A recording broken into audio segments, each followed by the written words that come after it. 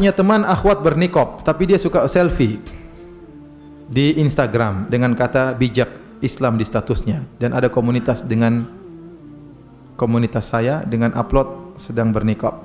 Apakah termasuk menimbulkan fitnah? Bagaimana cara menasihatinya? Karena dia selalu bilang tergantung niatnya.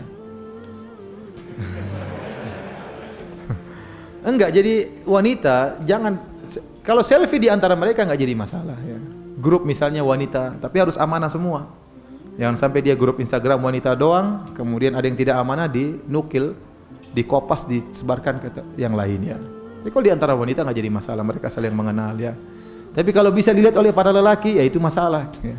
Saya bilang tadi, wanita itu laki bisa tergerak syahwatnya dari segala bagian tubuh wanita. Lihat matanya, dia penasaran. Ini matanya kayak gini, hidungnya kayak apa ya? Iya, dia penasaran. Laki seperti itu ya. Bibirnya kayak apa, giginya kayak apa. Dibuka geraham semua. Maksud saya bercanda. Maksud saya ngapain wanita selfie kemudian pajang fotonya, ngapain? Kecuali grup komunitas wanita tok dan wanitanya amanah-amanah. Jangan sampai fotonya dikeluarkan.